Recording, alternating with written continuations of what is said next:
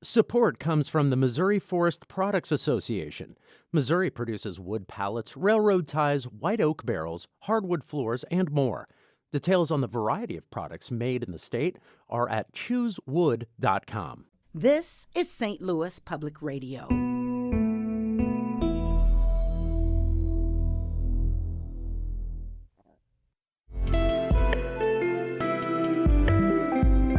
It's Wednesday, April 28th. This is The Gateway. I'm Wayne Pratt. It's been 6 years since Illinois embarked on a plan to reduce fertilizer runoff into rivers and streams and improve water quality. So far, it's not working. Unfortunately, right now, no. We're actually going the other way. We will examine how Illinois and other Mississippi River Basin states went off track in just a few minutes.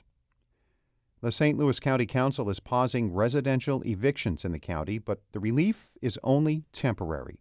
St. Louis Public Radio's Rachel Littman reports. The county's moratorium applies to people who have been paying as much of their rent or mortgage as they can and who would be at risk of becoming homeless or having to live with relatives if they were evicted. Because only 4 members voted for the pause, it cannot take effect until May 13th at the earliest. The pause is set to expire on June 30th unless the council extends it. The help will come too late for Charles and Terry Liddell, who are being evicted from their rental home in University City and are having trouble finding another place.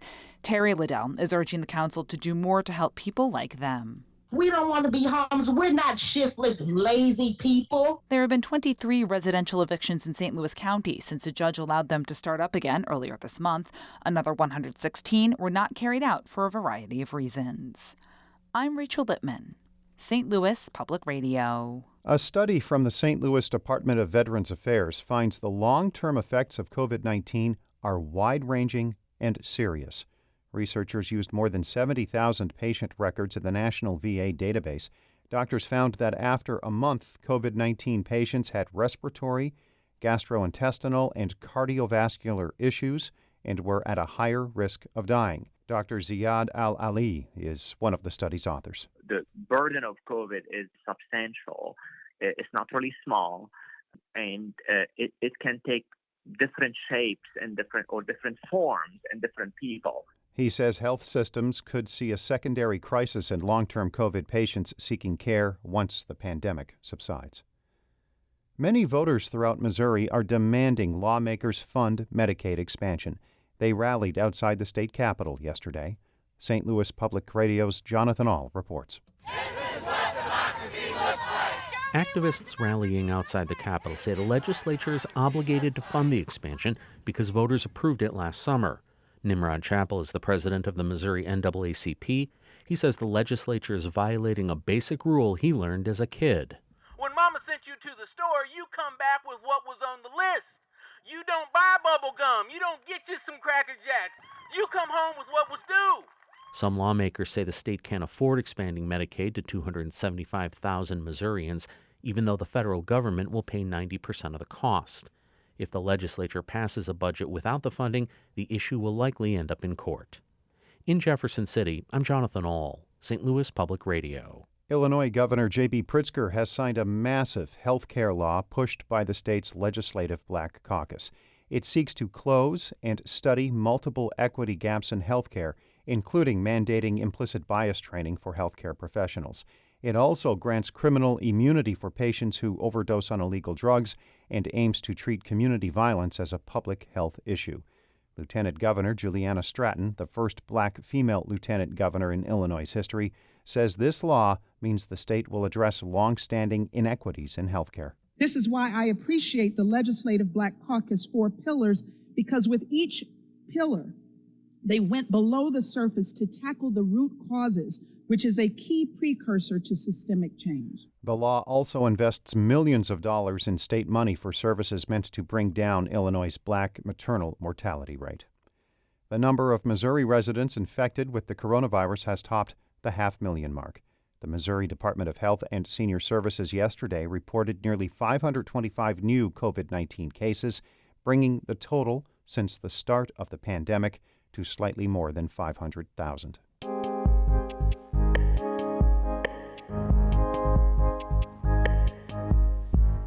Illinois embarked on a plan 6 years ago to reduce fertilizer runoff into waterways. So far, the efforts haven't worked. Harvest Public Media's Dana Cronin reports on how Illinois and other Mississippi River Basin states got off track.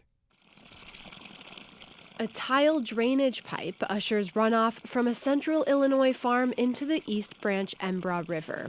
This water will flow through the Wabash, Ohio, and Mississippi rivers before ending up in the Gulf of Mexico. Nitrogen and phosphorus levels will build as the water passes through more and more fertilizer-laden farmland, which, after nourishing crops, results in a dead zone off the coast of Texas and Louisiana. So this is cereal rye. Joe Rothermel's farm partially drains into that East Branch Embra River. Of his 1,100-acre corn and soybean operation, he plants cover crops on 800 of those acres. Very good for suppressing weeds, holding in moisture. By preventing soil erosion, cover crops help reduce Rothermel's pollution into the river. But despite his and other farmers' efforts, agriculture is still the largest contributor to nutrient runoff, which is why many Mississippi River Basin states have adopted plans to reduce their impact on the Gulf's dead zone, including Illinois. The basic goal of Illinois' nutrient loss reduction strategy is to cut nitrogen and phosphorus loads almost in half. More immediately, the aim is to reduce nitrogen by 15% and phosphorus by 25% in the next 4 years. But so far, it's not working. In fact, the situation is getting worse. Unfortunately, right now, no. We're actually going the other way. Trevor Sample is with Illinois' Environmental Protection Agency and coordinates the nutrient loss reduction strategy. He says between 2015 and 2019, nitrogen and phosphorus loads have increased by 13 and 37%, respectively, compared to the baseline numbers. And a lot of that is because we're seeing increases in flows. The massive amount of rain in 2019 meant that more water flowed into rivers, 25% more to be exact. And with that increased flow comes increased nutrients. But there are other reasons Illinois hasn't yet improved its water quality, including a lack of money. By comparison, Iowa has dedicated $270 million to improving water quality. Jennifer Jones does watershed outreach with University of Illinois Extension. She says that money makes a big difference. Whenever you look at Iowa, for example, it's just incredible to see the work that we've been able to do in Illinois without assistance from, maybe the state level as much. While Illinois does fund some conservation programs, there's currently no state money going directly to reducing nutrient runoff. Right now, the state is mostly relying on education. And that's what makes Jones's job so important. She helps make a podcast dedicated to the issue.